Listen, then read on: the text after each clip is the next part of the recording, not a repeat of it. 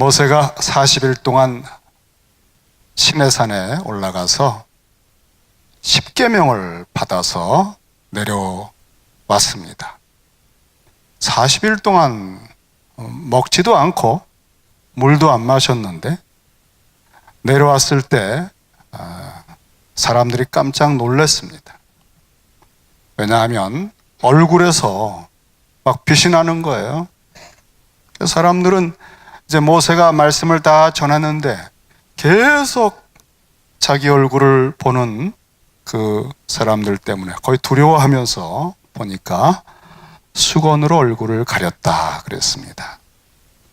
그리고 하나님 앞에 들어갈 때는 수건을 벗고, 또 사람들 앞에 나섰을 때는 말씀을 전하고 또 수건을 덮고.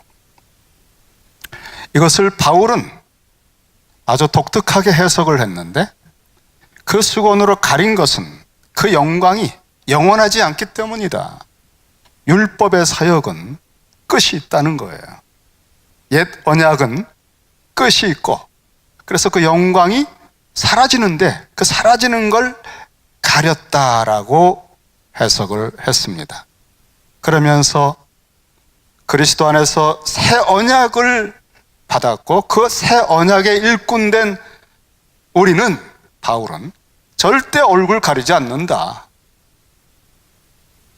우리가 주님을 만나서 얼굴이 빛나게 됐을 때 우리는 그 얼굴을 계속 비추어 줄 수 있다. 왜냐하면 새 언약의 영원한 은혜와 복을 나타낼 수 있기 위해서.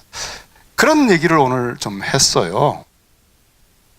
13절에 보니까 우리는 모세가 이스라엘 자손들에게 장차 없어질 것에 결국을 주목하지 못하게 하려고 실망하니까, 그리고 장차 없어지는데 끝나는 것인데 그걸 자꾸 집착하면 안 되잖아요. 그걸 주목하지 못하게 하려고 수건을 그 얼굴에 쓴 것 같이 아니하노라. 새 언약의 일꾼들, 신약시대의 사역자들, 직분자들, 순장, 팀장, 재직, 그리스도인들은 얼굴이 빛나잖아요. 그리고 그 빛나는 걸 가릴 이유가 없습니다. 여러분, 옆에 분들 보세요. 얼굴이 빛나고 있잖아요. 야, 특이한 현상이죠. 오늘만 빛나는. 그런데 바울 당시에 이 모세의 글을 회당 예배 때마다 읽습니다. 근데 그 수건이 이제는 적용을 했습니다. 수건이 계속 덮여 있다는 겁니다. 예수님이 오셨는데, 그리스도가 이미 오셔서 새 언약을 이루셨는데도 과거의 모세 수준의 상태로 수건을 계속 쓰고 있다. 그래서 14절에 보면, 그러나 그들의 마음이 완고하여 오늘까지도, 바울 당시 예수님이 이미 오셨던 그때에도 구약을 읽을 때, 회당에서 구약을 읽을 때에 그 수건이 벗겨지지 아니하고 있으니 그 수건은 그리스도 안에서 없어질 것이라. 오늘 이 말씀을 15절, 16절에서 한 번 더 반복을 했습니다. 한 번 더 설명을 더 합니다. 강조한 거죠. 오늘까지 모세의 글을 읽을 때에 수건이 그 마음을 덮었도다. 구약에서 얼굴을 덮었던 수건을 이제 마음을 덮었다고 얘기합니다. 마음이 수건으로 덮여졌습니다. 그러나 16절에 언제든지 주께로 돌아가면 그 수건이 벗겨지리라. 주께로 돌아가면, 앞에서는 그리스도 안에서 없어진다.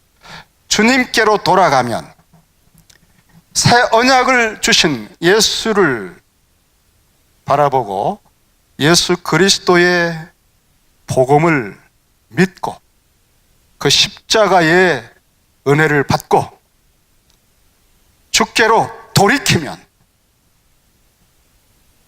주님께로 나아가면 우리의 중심축을 옛 언약의 그 뿌리 깊은 삶의 자리에서 주님 중심으로 중심축을 옮기고 전폭적으로 주께로 돌이킬 때, 이렇게 회개할 때, 그리고 이제는 왕이 오셨으니까, 왕이신 주님께서 우리를 통치하시니까 우리의 전심과 모든 관심과 우리의 의지와 우리의 눈을, 초점을 왕이신 주님께 맞추고 그의 음성을 듣고 그의 다스림을 받을 때 그 수건이 벗겨진다는 거예요. 우리가 주님을 바라보면, 주께로 나아가면 십자가가 보입니다. 그 십자가에서 우리가 주와 함께 못 박힙니다. 그때 우리가 죽어요. 여러분, 이 수고는 말이죠, 쉽게 말하면 율법주의, 유대주의의 해석의 렌즈입니다. 그 렌즈를 끼고 있으니까 구약은 계속 그렇게만 보이는 거예요. 이미 그리스도께서, 예수께서 오셨지만 그리스도로 보이질 않고 그냥 예전처럼 계속 율법을 보는 것입니다. 그 수고는 이렇게 해석하는 렌즈인데, 사람들은 살아온 연수만큼, 인생을 겪어서 살아온 연수만큼 자기 속에 키운 게 있어요. 그것은 편견과 선입관입니다. 살아온 만큼이에요. 살아오면서 많은 것을 깨달아요. 아, 그래, 이거야. 그것이 다짐이 되고 마침표가 되고 또 내 속에 어떤 가치관이 되고, 그래, 맞아, 이래서 인생의 산전수전을 겪으면서 그런 관점들을 속에 아주 견고하게 만들어 왔습니다. 그런 편견, 그런 선입견, 그런 것들이 어떤 사회 속에서는 당연하게 여겨져요. 그래서 외부 사람이 들어가면 인종차별을 느끼는 거예요. 자기들은 그런 걸 모르지만. 그러니까 이렇게 그런 것이 우리 속에 생겼을 때 그것이 뇌회로화되고 무의식화되고 세계관이 되고 관점이 되고 태도가 되고 얼굴 표정이 되고 말이 되고, 그래서 어떤 사건만 보면 버럭 화를 내고 나는 용납 못한다. 자기 나름대로의 편견과 선입견이 가득하여 견고해진 것을 어른이라고 그래요.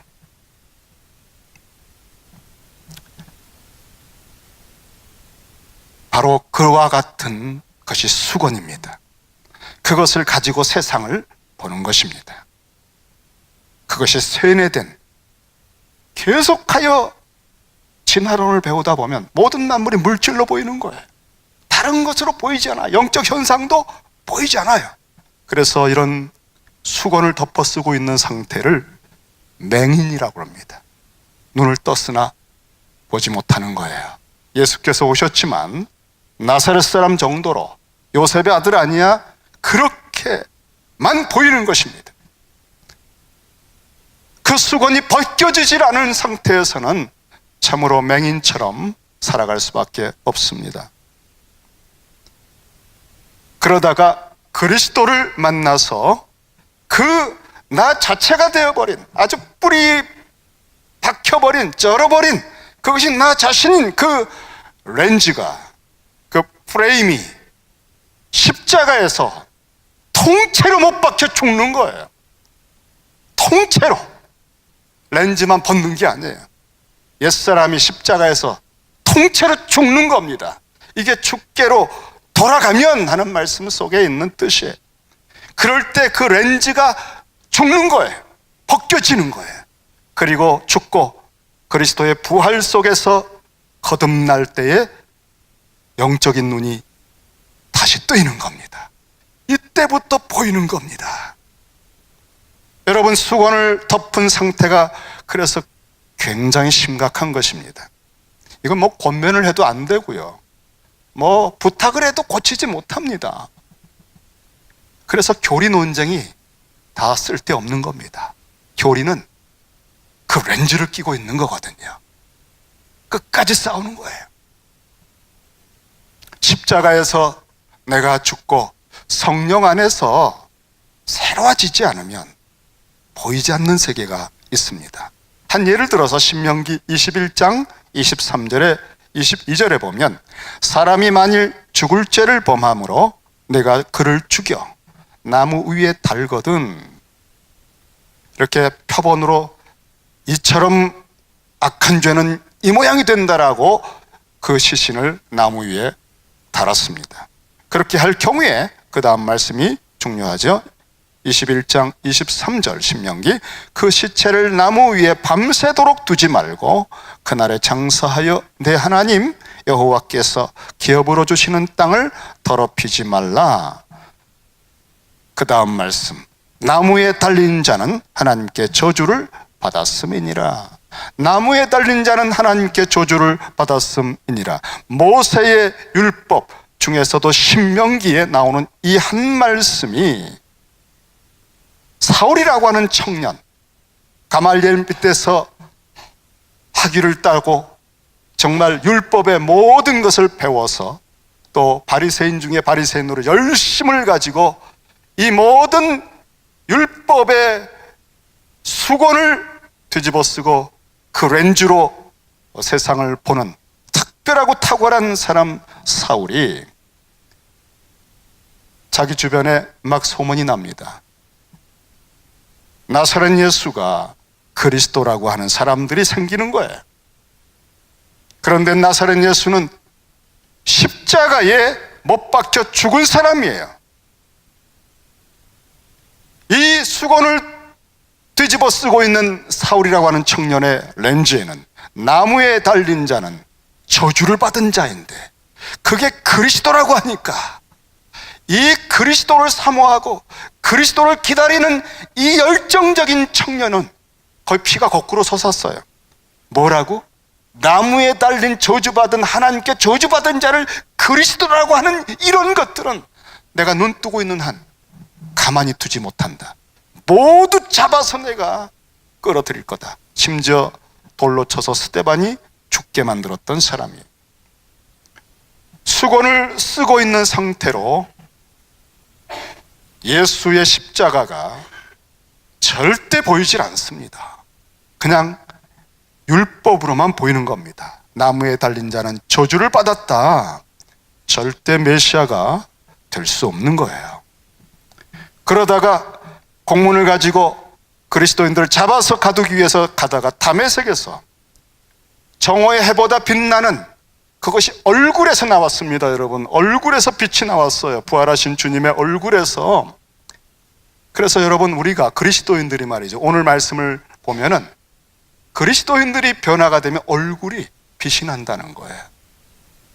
모세가 얼굴에 빛이 났던 것보다도 더 깊은 의미에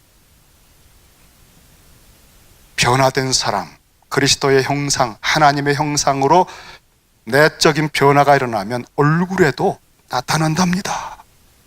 올해는 여러분, 얼굴을 잘 관리하세요. 표정 관리 정도 하지 말고 속으로부터 우리 좋은 얼굴 보여주기 합시다.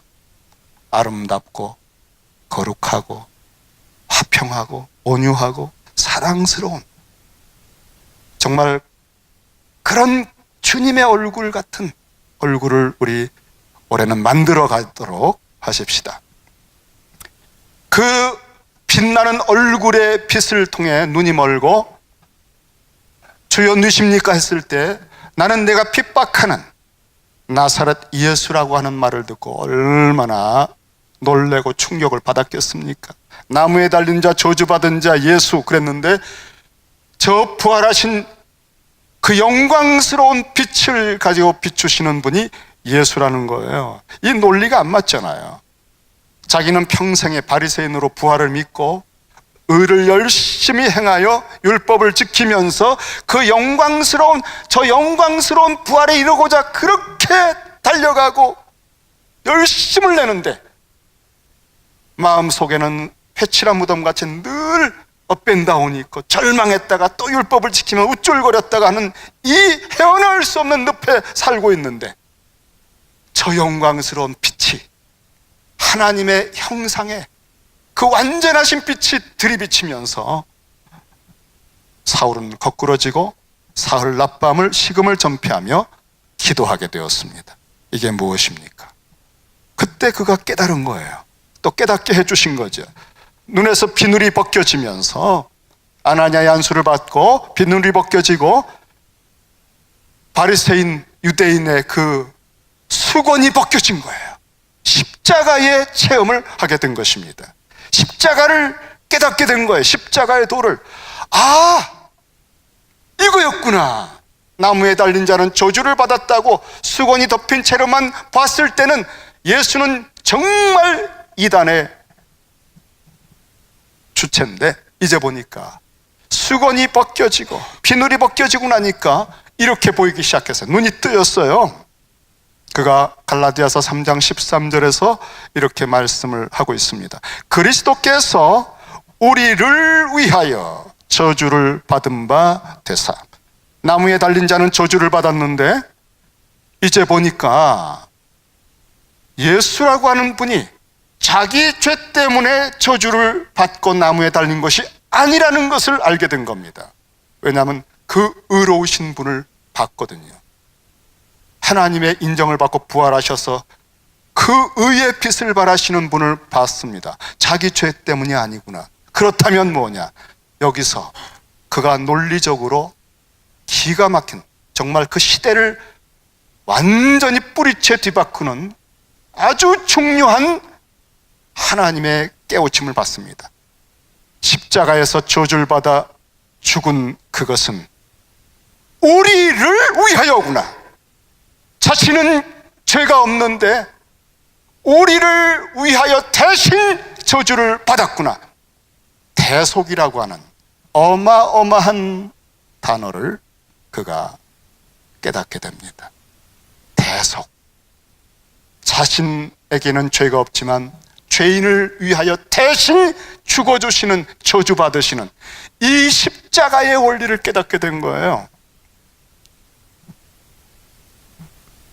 눈이 열린 겁니다, 여러분. 전에는 보이지 않는 세계가 보이는 겁니다. 그리스도께서 우리를 위하여 저주를 받은 바 되사. 율법의 저주에서 우리는 율법을 지킬 수 없고 반드시 한 가지만 어겨도 저주를 받을 수밖에 없어요, 여러분. 내가 좀 뭘 계명을 지킨다고 절대 우리는 울줄거릴 수 없잖아요. 만 가지를 지키다가 한 가지에 살짝 실수하면 끝나는 겁니다. 율법의 저주가 우리에게는 당연하죠. 그 율법의 저주에서 우리를 속량하셨으니, 속량은 완전히 값을 치르고 자유케 하는 겁니다. 완전하게 과거와 현재와 미래의 죄를, 세상 죄를 지고 가는 하나님의 어린 양 흠없으신 분이 완전하게 다 치르셨다고 외치셨어요. 말씀드립니다. 십자가에서 주님이 내가 다 치루었다라고 하신 그 음성이 여러분의 뇌세포와 무의식과 정서의 뿌리에, 의지에, 삶 전체, 생애 전체에 천둥처럼 뼈저리게 사무치게 계속 진동하게 해야 합니다. 다른 것을 가지고 거기에 보태려고 하지 마세요. 여러분의 의는 더러운 것들이에요. 여러분의 수고는 너무나 그분의 완벽하신 영광을 흠집을 내는 겁니다. 우리는 그 완전하게 다 치루신 십자가의 공로 속에서 무한한 생수를, 우리 성화의 동력을, 은혜를 받고 변화의 선을 이끌어내는 것이지 절대 우리가 무엇을 보태는 것이 아니에요. 다 치루신 분의 음성을 듣고 믿는 것입니다. 회개하고 복음을 믿으라. 믿음 속에서 그리스도의 모든 공로가 우리 것이 되면서 평생 그 깊이와 높이와 넓이를 알아가는 것이지, 우리가 거기에 뭘 덧붙여가는 게 아니라는 사실을 확실하게 정리하면 여러분에게는 세상이 빼앗지 못할 평강이 임하게 됩니다. 이것이 반석 위에 섰다는 찬송의 의미예요. 바울은 또 말합니다.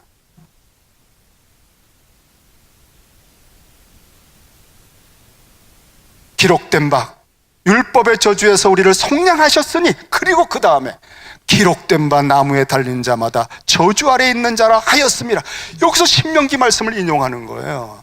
예전에 수건 쓰고 봤을 때는 그게 도무지 예수를 저주받은 자로만 보게 했는데, 이제 보니까 우리를 위하여 대신 저주받으신 십자가였구나라고 하는 것을 알게 된 겁니다. 여러분, 그러므로 수건이 덮여 있는 것과 수건을 벗기고 눈이 뜬 것은 하늘과 땅 차이입니다. 여러분, 우리는 십자가에서 죽을 때 살아오면서 가졌던 편견과 선입견을 다 그 자기를 십자가에 다 못 박아 죽게 하고, 이제는 그리스도의 눈을 가지고 그리스도의 말씀으로 너희 안에 가득하게 하라고 하신 그 새로운 피조물이 된 거예요. 그래서 전에는 십자가를 볼 때에 거기에 못 박혀 있는, 달려있는 예수만 보였습니다. 하지만 이제 주께로 돌아가면 그 수건이 벗겨지리라. 십자가에 못 박혀 내 죄를 용서받고 나니까, 거듭나니까 눈이 뜨여서 이제 십자가를 보니까 저주받은 예수만 보이는 것이 아니에요. 눈이 뜨여서 수건이 벗겨지고 다시 보니까 예수만 달린 십자가가 아니라 거기에 내가 못 박혀 있다는 것을, 나도 거기에 예수와 함께 못 박혀 있다는 것이 보이기 시작하는 겁니다. 그래서 그는 고백했습니다. 갈라디아서 2장 20절에 내가 그리스도와 함께 십자가에 못 박혔나니. 그리고 여러분, 다시 눈을 더 크게 뜨고 보시면 전에 보지 못했던 것들이 보이기 시작합니다. 수건을 벗고 나면 새로운 세계가 보이는 거예요. 그리스도가 보이는 것뿐 아니라, 또 내가 보이는 것뿐 아니라, 이제는 그리스도의 영광이 보입니다.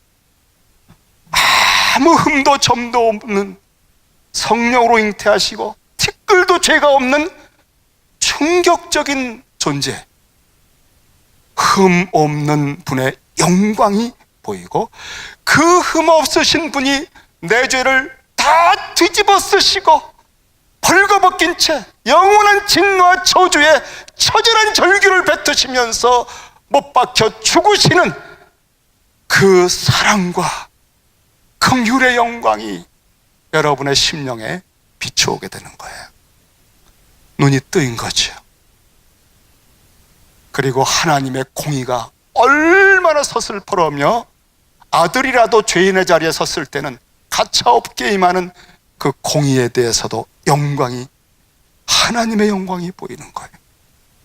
은혜의 영광을 보게 되고, 사랑의 영광을 보게 되고, 그리고 십자가를 통해 죽을 수밖에 없는 죄인을 살려내시는 하나님의 지혜가, 그 영광이 보이는 거예요. 이런 영광을 볼 때, 주님의 영광을 보는 사람이 될 때, 우리 속에 그 사랑의 빛이 들어와서 우리 속에도 사랑이 싹트기 시작하는 겁니다. 여러분, 성화는 여러분이 시작하는 게 아니에요. 오직 은혜로부터 임하는 것입니다. 그 영광을 비추어 주신 만큼 우리 속에서 영광에서 영광으로 나아가는 거예요. 우리가 사랑함은 그가 먼저 우리를 사랑하셨음이라. 그러므로 주께로 돌아가서 그 수건이 벗겨지신 여러분, 주는 영이시니 주의 영이 계신 곳에는 자유가 있다고 했습니다. 이 주의 영이 어떤 일을 하시기 때문에 그럴까요? 결론입니다. 우리 같이 한번 읽겠습니다. 18절 다 같이요. 시작. 우리가 다 수건을 벗은 얼굴로 거울을 보는 것 같이 주의 영광을 보매 그와 같은 형상으로 변화하여 영광에서 영광에 이르니 곧 주의 영으로 말미암음이니라. 주님의 영은 십자가에서 죽으시고 부활하신 주님이 하늘보좌로 승천하시고 너희를 고아처럼 두지 않고 내가 오겠다라고 하셔서 오신 성령이에요. 성령을 진리의 영이라 또 아들의 영이라 하셨죠. 그 주님의 영이 해주시는 역할을 두 가지로 오늘 정리를 했습니다. 첫째는 주의 영광을 보게 해주신다는 겁니다. 우리가 성경을 볼 때에 주님의 영광을 봅니다. 모세의 율법을 들을 때, 읽을 때 수건이 덮인 채로는 아무것도 보이지 않았지만 바울이 눈을 뜨고 보니까 출애굽기를 보다가 그가 깜짝 놀라요. 와우, 우리의 유월절 양 그리스도로구나. 반석이 그리스도라고 하는 걸 보게 되는 거예요. 눈이 열린 거예요. 해석에 눈이 열린 거예요. 구약 성경을 읽는데 그리스도가 번뜩번뜩 그 영광을 비추어 막 가슴이 뛰는 겁니다. 우리 주님도 구약 성경을 그렇게 보신 분이에요. 주님 자신의 영광을, 자신에 대한 말씀을 성경에서 보시는 분이죠. 주님의 눈이 우리에게 왔을 때 주님이 보신 세계를 보여주시는 겁니다. 요한복음 5장 39절에 보면 너희가 성경에서 영생을 얻는 줄 생각하고 성경을 연구하거니와 이 성경이 곧 내게 대하여 증언하는 것이니라. 성경, 그 당시는 구약 성경밖에 없어요. 이 성경은 그리스도를 말해주는 거예요. 그 다음 절에 그러나 너희가 원하지 아니하는도다. 예수님을 대적하고 있습니다. 칼빈 주석을 제가 이 대목에 대해서 좀 궁금해서 한번 찾아본 적이 있어요. 정말 칼빈 주석에서 그런 글을 읽을 줄 몰랐습니다. 이렇게 그가 해석을 했습니다. 성경은 그 안에서 그리스도를 발견할 목적으로 읽혀져야 할 것이다. 이 목표에서 이탈되는 자는 그가 학문을 하면서 일생의 정력을 바쳤다 해도 절대로 진리를 아는 지식에 이를 수가 없는 것이다. 그렇습니다, 여러분. 우리가 성경을 통해 그리스도의 영광을 보고 내 심령 골수에 파고드는 그 영광에 비답해 내가 하나님의 형상으로 주님을 닮아가는 성화를 가져야 되는데, 성경을 그렇게 읽지 않고 지식으로 연구하니까 성화되어 가는 것과는 반대로 지식으로 교만해지는 거예요. 그러면서 유대인들이 그렇게 성경을 수건 쓴 채 읽으면서 예수님을 보고도 못 알아보고 대적할 때에 그 이어서 칼빈이 이렇게 주석을 했습니다. 그리스도께서는 이 감추어진 보배를 부지런히 찾으라고, 성경에서 부지런히 찾으라고 그들을 명하고 있다. 성경에 보배가 있어요. 그리스도가 있는 거예요. 밭에 감춘 보배처럼. 그걸 연구할 때 그 그리스도의 영광을 보고 와우, 주님하고 만나야 되는데 그렇게 하라고 말씀을 기록했는데 그들은 이렇게 찾지 않고 그들은 수건으로 그 광채를 가리기를 원했다. 칼빈 주석이 아주 마음에 드는 대목 중에 하나였습니다.